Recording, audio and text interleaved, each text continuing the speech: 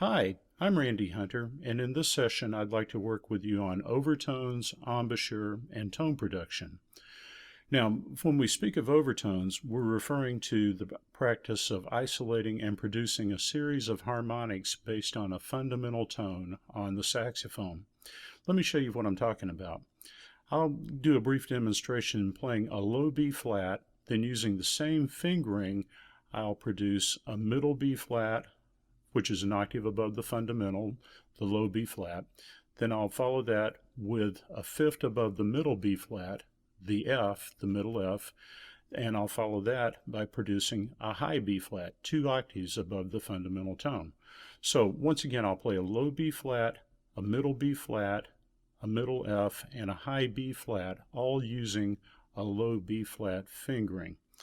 And I should also mention that I'm going to do the demonstrations, the majority of the demonstrations in this session on tenor sax, but I'll also perform them on alto sax, or at least the series of overtones on alto sax at the end of the video, so you can use that as a reference if you're an alto player.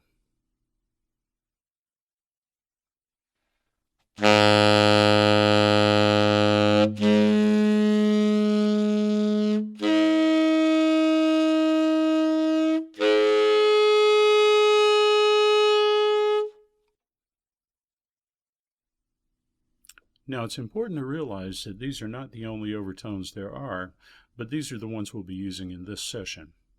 A lot of people also use overtones as a gateway or primer for playing altissimo notes, and they work well for that purpose, but in this lesson we're going to be working at developing your embouchure and control.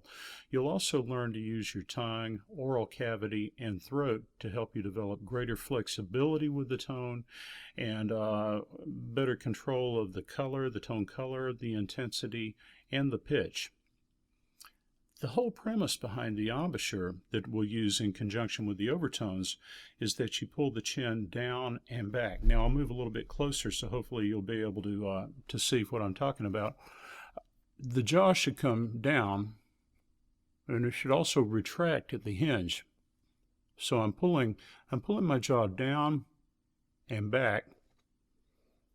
And in this position the lip remains rather forward or erect, so the lip is up, the embouchure is rounded, and the chin is down and retracted. Now, as I do the overtone exercises, you'll see that I'm trying to maintain that embouchure without any flinching or moving in the embouchure or in the throat as we go along. Watch, I'll try to position and demonstrate these overtones a little closer so that you can see that I'm keeping my embouchure down and back. I know I've said that several times, but it's really important. This is probably the most important thing that you're going to learn in this session about overtones and your embouchure and control. So the chin down and back, retracted, trying to eliminate movement in here and trying to eliminate any flinching that may occur right in there as I go from tone to tone. Okay, so take a closer look as I play these now.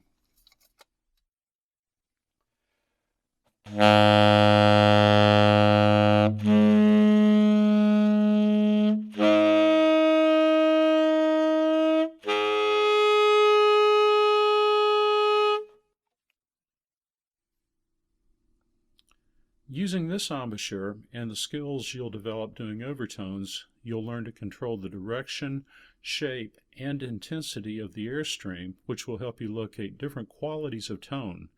Anything from sweet to edgy, subtone to full. You'll also learn to control the pitch and do large bends without making big adjustments in your embouchure. I'll play some at the end of the lesson so you can see where I've chosen to take my tone. But let's continue at this point with an overtone exercise. Before we begin, I'd like to suggest that you do your overtone practice in front of a mirror so you can work to eliminate throat movement that might occur in this area. Also, you want to work to eliminate any flinching that can occur in the lower corners of the mouth and also in the chin. So if you see your chin bobbing up and down, or if you see it start to dimple upwards, that tells you you're applying too much tooth pressure. You want to achieve the overtones not with the tooth pressure, but with the shape of the mouth on the inside and with your tongue position. So let's begin by playing a low B flat with your throat relaxed and the tongue in the bottom of your mouth. Then we're going to transport that low B flat to a middle B flat with a light articulation and arching the tongue in the back of the throat, so the tongue will arch up, but it'll still pan out in the bottom of the mouth into a large spoon type shape, so that you're delivering the air to the reed from the very bottom of your mouth right in there, tongue arched in the back and panned out in the bottom. Okay, here we go.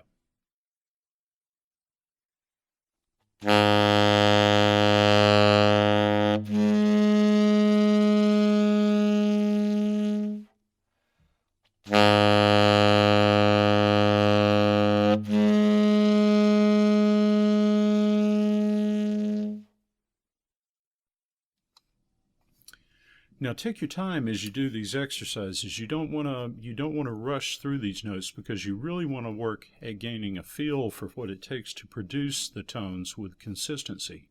So let's continue at this point, and of course you want to practice that lower overtone to the mid overtone as many times as necessary to get it to pronounce with consistency.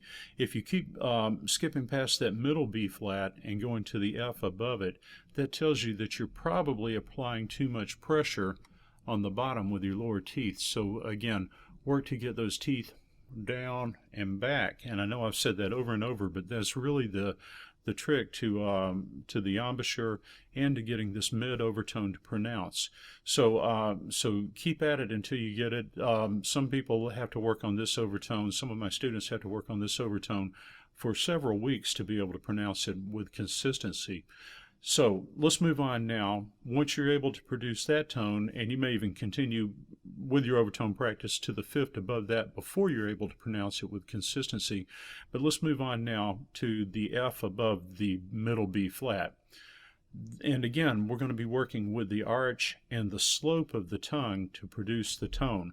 So remember, with the low B flat, the tongue panned out in the bottom of the mouth, the throat open, arch the tongue slightly to generate the mid B flat, and then adjust the slope of the tongue forward. It's still arched in your back, in the back of your throat, but adjust the slope of the tongue forward towards the reed to deliver the air a little bit higher into the mouthpiece to produce the F.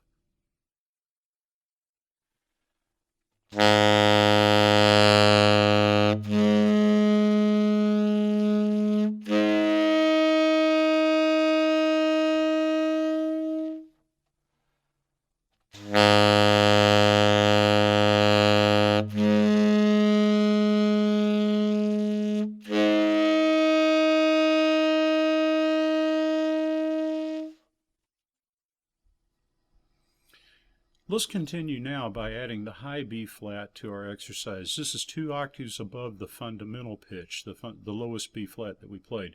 So our exercise will include the low B flat, 1 octave above that, the mid B flat, a fifth above that, the F, and then finally the high B flat, 2 octaves again above the fundamental B flat. Now, we want to be sure to maintain the shape of the embouchure with the chin pulled down and back, corners of the mouth focused inward, and we're going to again work to achieve the overtone through the slope and the shape of the tongue. So you want to keep the tongue arched in the back of the throat and raise the slope up forward so the air is delivered higher into the tip of the reed. You can also curl the tongue, the sides of the tongue somewhat inward, and narrow the stream of air down, and that'll help you get a more focused, centered stream of air that'll help produce this higher B flat. So listen as I play the exercise.